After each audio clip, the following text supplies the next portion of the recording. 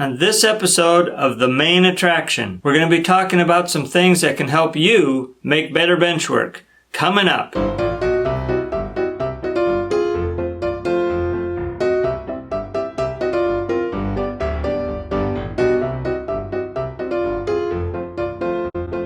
Hi, Mike here with The Main Attraction, where our focus is what is on our tracks, namely our trains. We're here to learn as much as we can about model railroading and have fun in the process.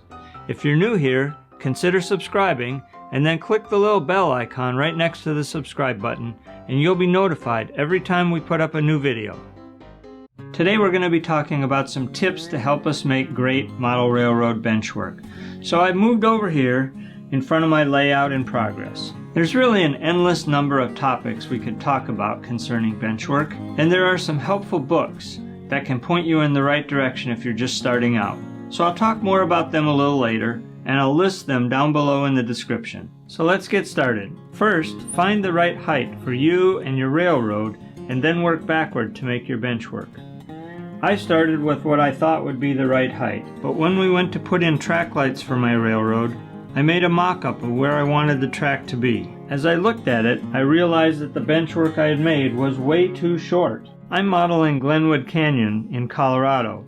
Here I am at the top of the canyon. You can see that the railroad is not even chest height. These risers are over 8 inches tall, so to get to the height I want, the risers would need to be about 13 inches tall. And when I get to the bottom of my canyon, I'd be practically bent over. And I really don't want to be operating a yard or industrial section looking down that far. So now I'm having to replace the legs with longer ones. It would have been easier to have made a better estimate of the height I needed before I started, but at least the entire bench work isn't done yet. Here are some considerations for choosing the height of your layout. Or to put it another way, who's going to be using the railroad and what is its purpose? If you're making something for your kids or your grandkids, you could make it a little bit shorter. You can sit in a chair and you'd end up being about the same height as them. But don't forget, they'll be growing taller and you won't. So in a few years, the layout might be too short for them to enjoy it. On the other hand, you could make your railroad a little higher for you and then make some benches for the littles to stand on when they're there with you. If the purpose of your railroad is to just watch the trains go round and round, put it at a level that's comfortable for your audience, that's you, to watch them. Would you rather have an aerial view? Or would you rather see the trains go by at eye level, as though you were standing right next to the tracks? If you're going to be doing a lot of yard work or industrial switching, you might want to even make your layout a little higher. You might like to do that work at eye level, as always having to look down or even bend over can put a lot of strain on your neck and back. Of course, if you do that, my chiropractor would be very happy to help. Just kidding. Well, sort of. I mean, he'd probably be very happy to help. Once you know how high the tracks are going to be, you can work backwards to figure out how tall the legs should be. Of course, if you're making brackets out from the wall, you don't need to worry about legs. Take the height of your tracks, subtract the thickness of any sub-road bed, and the height of any risers and anything else that might be going into the building of your railroad. The result will give you the length to make the legs or to connect your brackets to the wall.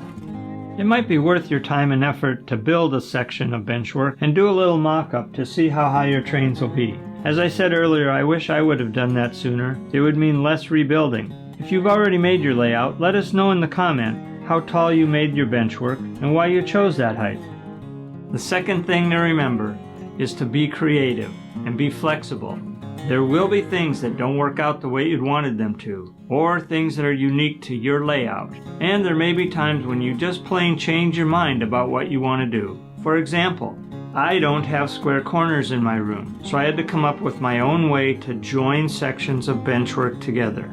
All the reading I had done had ideas for joining bench work in a 90-degree corner, a typical corner in a normal basement or spare bedroom. My train room, on the other hand, has 2 outside and 2 inside 135-degree sections. So I had to come up with a way to join these individual pieces of bench work together. I really didn't want individual pieces of bench work just floating next to each other. I didn't think that would give my trains much stability, so I wanted them to be connected together.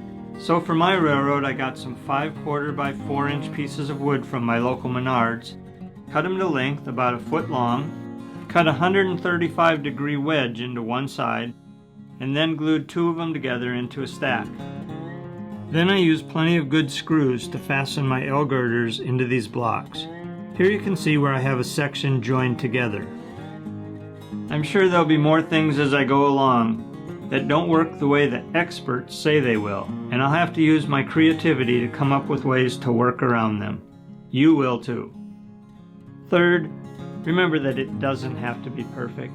When I started, I thought my benchwork had to be perfectly straight and square. As I went on, I realized that what I really need is to have a solid base for my railroad. This is a hobby and it should be fun. If you're going to get all stressed out trying to make sure everything is perfect, the hobby is not going to be very enjoyable.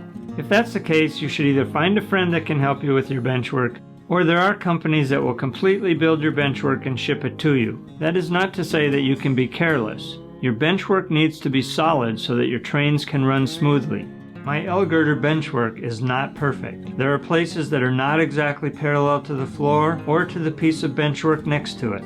There are a couple places where my benchwork does not fit exactly tight to the piece next to it, but my benchwork is solid. After I'd built about the first 8 feet of my benchwork, a friend of mine who's a handyman, he actually remodeled my train room. He did the framing and the drywall. He installed the ceiling, the light, and the floors.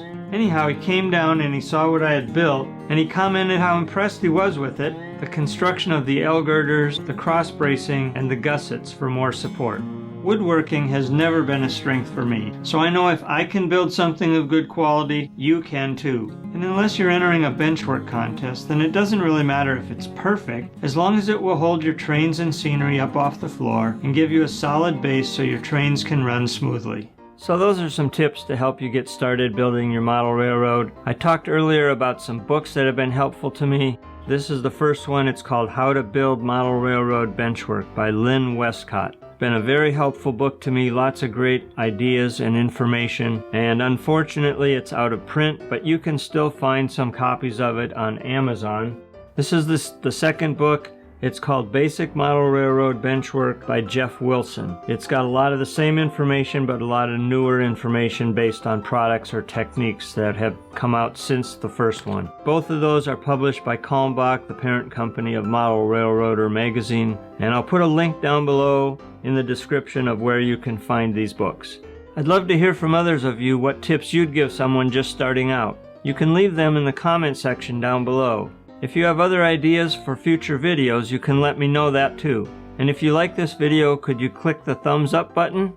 If you haven't already subscribed to my channel, please go ahead and do that. We're going to be learning together how to build a model railroad and have fun in the process, and I'd love to have you along for the journey. So for now, thanks for watching, and I'll see you next time on The Main Attraction.